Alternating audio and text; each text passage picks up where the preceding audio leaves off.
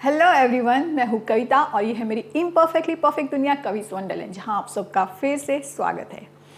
Yes I know, इस बार video post करने में काफ़ी देर हो गई है, बट इस बार मैं सॉरी नहीं बोलूँगी क्योंकि मैं ही वीडियो पोस्ट नहीं कर रही थी। एक्चुअली मैं थोड़ा सा डीमोटिवेट फील कर रही थी। नहीं, लाइफ से नहीं, टीचिंग से। लाइफ से तो मुझे काफ़ी सारी उम्मीदें हैं। तो टीचिंग की बात करूँ तो मैं कब से टीच कर रही हूँ और जब मैंने इसे सीखा था वो सिर्फ़ और सिर्फ मेरी ज़रूरत थी और है, मेरा शौक़ नहीं था। मुझे अभी भी याद है 12th ख़त्म हो गए थे और वैकेशन चल रहे थे और उसके तुरंत बाद कॉलेज स्टार्ट होने वाली थी।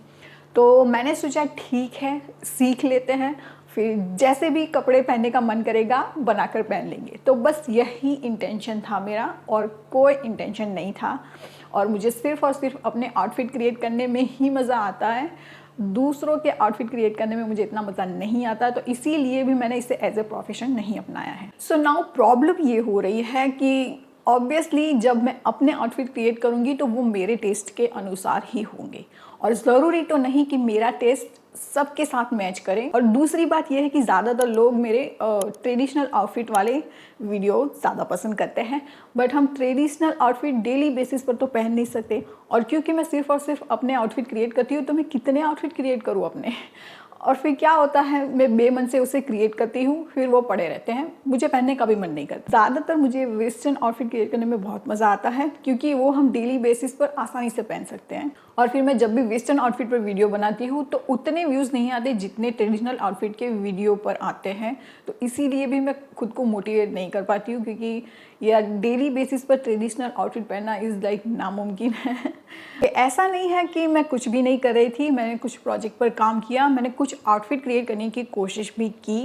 ये मैं पहली बार सीख रही थी, उनमें से कुछ 100% फेल हो गए, कुछ 50-50 हुए, मतलब अच्छे भी बने और इतने अच्छे भी नहीं बने, और कुछ नो डाउट 100% अच्छे बन गए, शॉकिंगली अच्छे बन गए। सो उनमें से जो पहला आउटफिट मैंने क्रिएट करने की कोशिश की थी वो है ये हाई वेस्टेड सर्कल प्लाज़ो और टॉप का कॉम्बिनेशन। डेफिनेटली जो प्लाज़ो है वो बहुत ही अच्छा बना है, बट टॉप थोड़ा वैसा नहीं बना जैसा मैं चाहती थी। एक्चुअली मैं क्रॉप टॉप टाइप टॉप बनाना चाहती थी, बट वो क्रिएट नहीं हुआ। हालांकि इसमें से थोड़ी सी मॉडिफिकेशन कर वो हो सकता है, बट वो जब मेरा मूड होगा मैं तब कर लूँगी।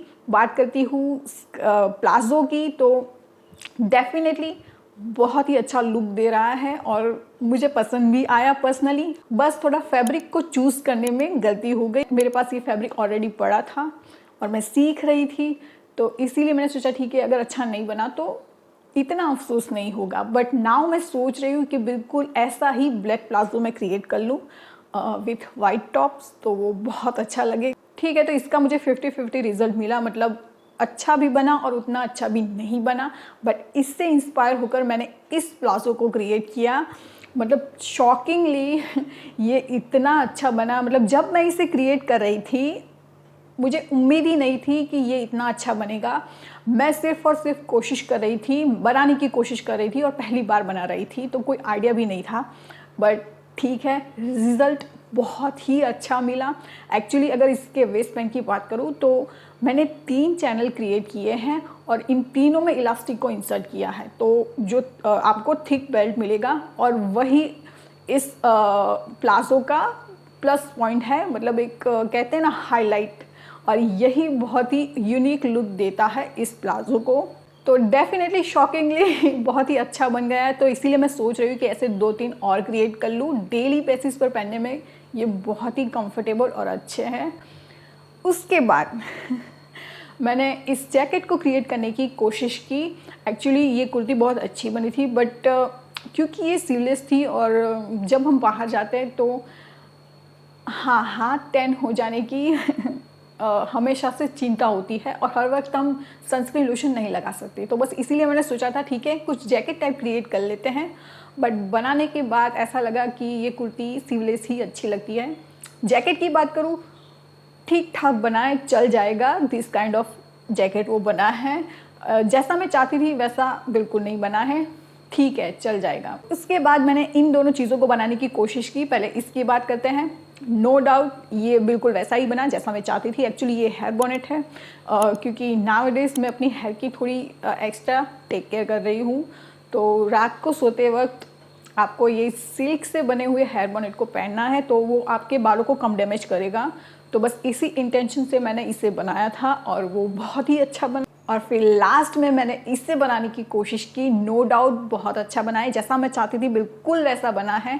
एक्चुअली ये हेयर बैंड है जिसे अब हीटलेस कर्ल करने में इस्तेमाल कर सकते हैं, और उसी इंटेंशन से मैंने बनाया था। बहुत अच्छा बना है, जैसा मैं चाहती थी बिल्कुल वैसा बना है। बट उसे बनाने के बाद मुझे ऐसा लगा कि ये वेस्ट ऑफ टाइम ही था, इसे क्रिएट करने की कोई ज़रूरत ही नहीं थी। इससे अच्छा आप हैक्स ट्राई कर लेते। टी शर्ट से भी आप इसे क्रिएट कर सकते हैं बड़ी आसानी से, और नाउअडेज पता नहीं क्यों लेंगिस से भी लोग हीटलेस कर्ल बना रहे हैं। तो I think this is like waste of time.